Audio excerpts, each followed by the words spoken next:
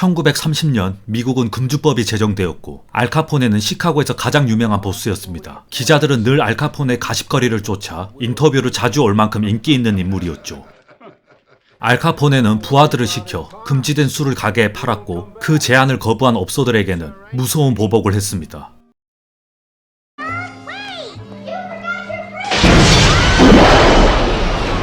한편 둘째를 임신한 와이프를 둔 미 재무부 수사관 주인공 엘리엇 네스는 알카포네를 주류 밀반입과 살인 혐의로 체포하기 위해 온갖 노력을 했습니다.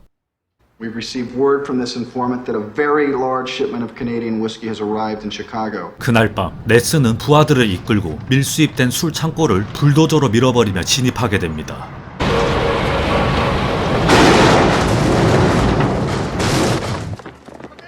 You're under arrest for violations of the Volstead Act. 잠복했던 집요한 기자에게 촬영 허가도 해주게 되는데요. You want to take your picture? Take it now. 하지만 그건 우산이었습니다.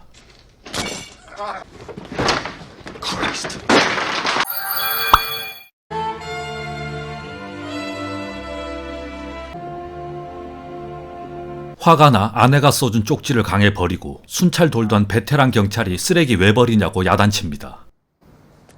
Why are you packing the gun? I'm a Treasury officer. 네스는 한 가지 의구심이 들었습니다. How did you know I had a gun? What do you want? A free lesson in police work? 짬밥을 무시할 수 없는 늙은 경관 말론에게 압도당해버리죠. 한편 알카포네는 헛다리 짚은 네스의 기사를 보며 흐뭇해합니다. 다음날 네스는 어제 만난 늙은 순경을 찾아와 도움을 요청하게 됩니다. How can I help you? Just work with me. I'm asking you for help. 말론은 10년 전이면 도와주겠는데 본인은 이제 늙었다며 팀에 들어가길 거부하게 되고 그 뒤 네스는 알카포네가 탈세 혐의가 있다는 걸 처음 세무사를 통해 알게 됩니다. 고민 끝에 말론이 찾아와 팀의 합류를 결정하게 됩니다. 말론의 말대로 경찰 내부는 썩어서 경찰 학교로 가 준비생들 중 한 명을 뽑자고 제안하게 되고 명사수 스톤을 만나게 됩니다. Where are you from, Stone? You just joined the Treasury Department, son. 세무사까지 팀에 들어오며 그들은 말론의 말을 믿고 우체국에 숨겨진 술 창고를 급습하게 됩니다. Criminal officers! Get your hands in the air! Nobody move! This is a raid! 알카포네 술을 압수하게 되고 그들은 기쁜 마음에 자축을 하는데요. 기자가 또 찾아왔습니다. What? Just gotta hand it to you. Congratulations. It's okay if I get a picture of you and your men? 카포네는 간부 모임을 갖고 이번 일 배신자를 알고 있었습니다. Looks, throws, catches, hustles, part of one big team.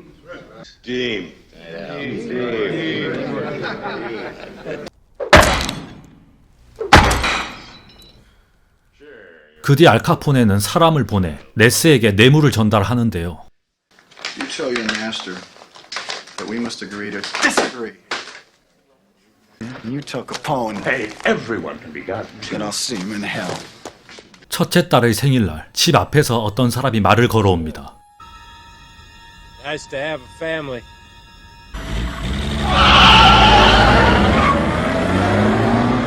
바로 집에 들어와 네스는 급하게 가족들을 안전한 장소로 옮기게 되고 Who's this guy? He's one of the men on his list. He's all right. Now go.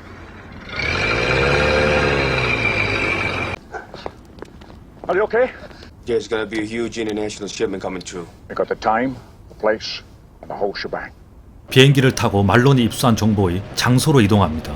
세무사는 카포네가 거액의 탈세 혐의가 있다는 말을 반복하게 되는데요. Try a murder for not paying his taxes? Well, it's better than nothing.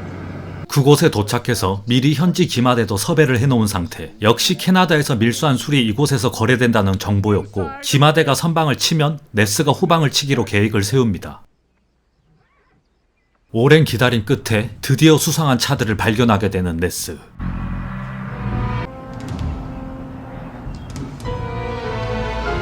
기마대는 다리 입구 쪽으로 달려들고 갱단들은 난리가 났습니다.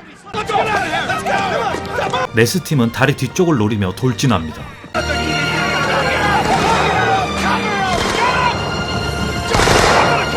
Stone, take the first car! Got it! Tough guy!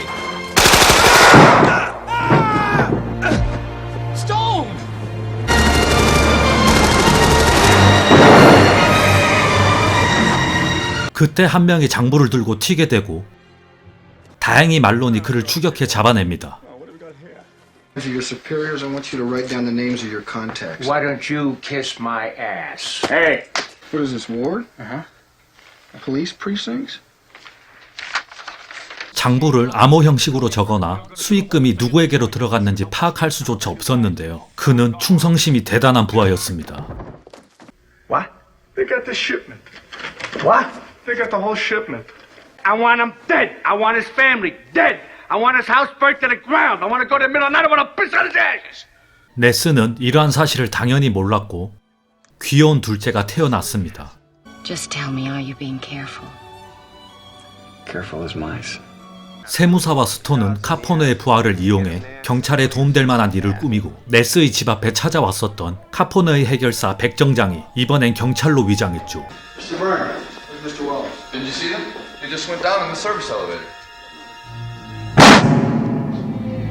사실 그동안의 정보는 말론의 오래전 동료에게 얻은 것이었습니다. 그는 카포네 쪽과 내통하는 관계였는데요. 늘 말론에게 정보를 줬지만 이번에는 겁이나 해결사를 경찰로 위장 진입하게 도와준 것 같습니다. 세무사와 인질은 둘 다 총에 맞아 죽어 있었습니다. Jimmy, take a day off. Get out of the city for a while. 빡친 네스는 호텔로 바로 찾아왔는데요. Come out here, Capone. You want to fight? You want to fight you and me right here? Nothing. And if you were a man, you would have done it now. You don't got a thing, you punk. 검찰에서는 카포네 부하가 죽어 장부의 암호를 풀 수 없으니 기소를 취하했습니다. 이제 포기하겠다는 네스와 계속 수사하자는 말론은 의견 충돌을 하고 I have taken this as far as it can go. Get back to the DA and stall it. 말론은 자신의 정보통이었던 카포네 일당과 내통하는 오래전 동료를 찾아가 그를 밖으로 불러냅니다. Just need one more piece of information. One more. I need... Jimmy! You're off of your phone! And I tried to save your life. For 10 years I can't eat my food with the shit that's going on and say that I'm a cop. Ah, bullshit! Fucking bullshit. 결국 주먹 다짐 끝에 중요한 정보를 얻어내는 데 성공합니다. 카포네의 전담 회계사가 존재했고 그가 바로 암호를 만든 사람이었습니다. 조직은 그를 먼 도시로 빼돌리려 하고 있었죠. 알카포네의 전담 회계사가 도주를 준비한다는 정보를 스톤에게 알립니다. 알카포네는 오페라 공연을 보러 오고 기자들은 검찰이 기소한 거에 대해서 묻습니다. I pray to God that if I ever had a grievance, I would have just a little more self-respect. Doctor up some income tax, for which they got no case, to harass a peaceful man. 그 시각 성냥각에 적힌 라신가 1634번지 바로 말론의 집인데요. 말론의 오랜 동료가 배신했는지 어쨌는지 안 나오지만 아무튼 적들은 그를 암살하기 위해 찾아왔습니다.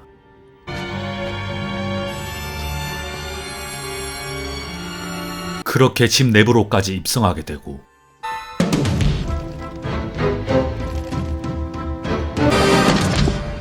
아니 총이 있는데 칼을 들고 왔네요. 그는 밖으로 도망치지만 사실 그는 유인책이었습니다.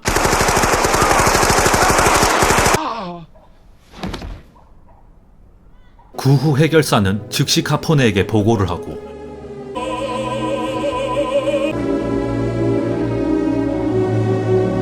뒤늦게 소식을 들은 네스가 찾아왔습니다. 말론은 죽기 직전 마지막 정보를 네스에게 전달합니다. The bookkeeper? What? The bookkeeper, he's on this train?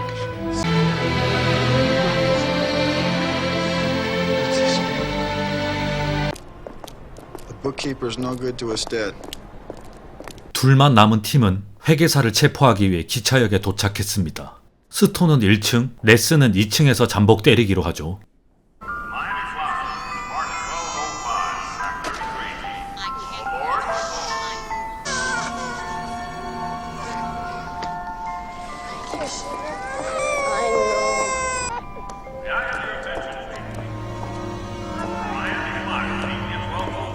그도 신생아 아빠라 그런지 자꾸 계단 밑에 여자가 신경 쓰입니다.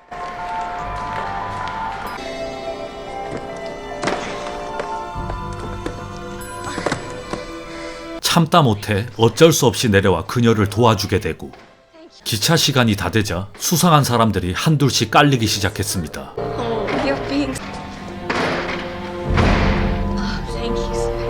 이때 회계사가 지나가는 걸 목격하게 되고 그들도 네스의 존재를 알고 있었죠.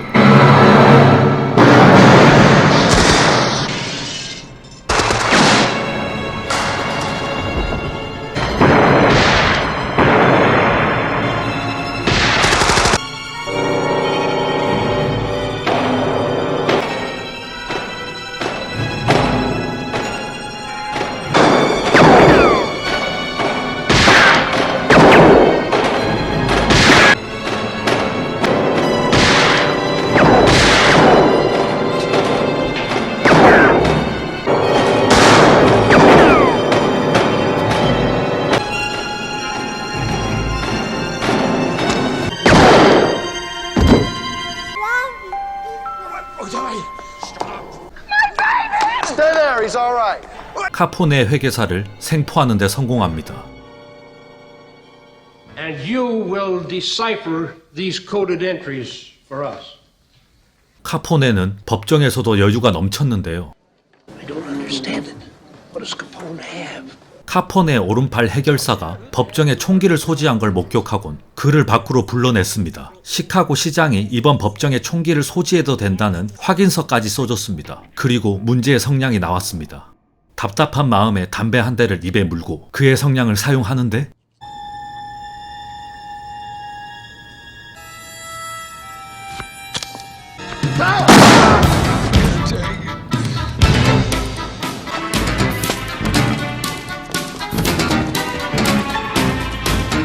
그는 밧줄을 통해 건물을 내려가려 하고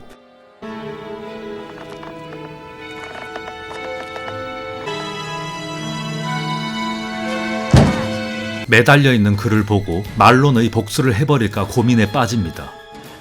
결국 네스는 이성적인 판단을 하죠. Here I am, treasure man.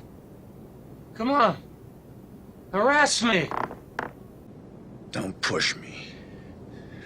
I said that your friend died screaming like a stuck Irish pig. 그의 한마디에 분노해 옥상에서 밀어버립니다. 꼭 명을 재촉하죠. 그리고 카포네가 여유 있었던 사실을 알게 됩니다. 바로 배심원 모두가 조작된 사람들이었습니다. 이 사실을 판사에게 알리지만 이 서류로 배심원 조작을 입증할 수 없다고 하네요. 빡친 네스는 다 나가라 하곤 판사에게 독대로 할 말이 있다고 합니다. 얼마 후 중단됐던 재판이 다시 시작되게 되고 Bailiff, I want you to switch the jury. I want you to bring that jury in here and take this jury to his court. What did you tell him? I told him his name was in the ledger too. 그렇게 탈세 혐의 유죄가 인정되고 You heard me, Capone. It's over. Get out of here. You're nothing but a lot of talking about. You're still nothing but a lot of talking about. You're nothing but a lot of talking about.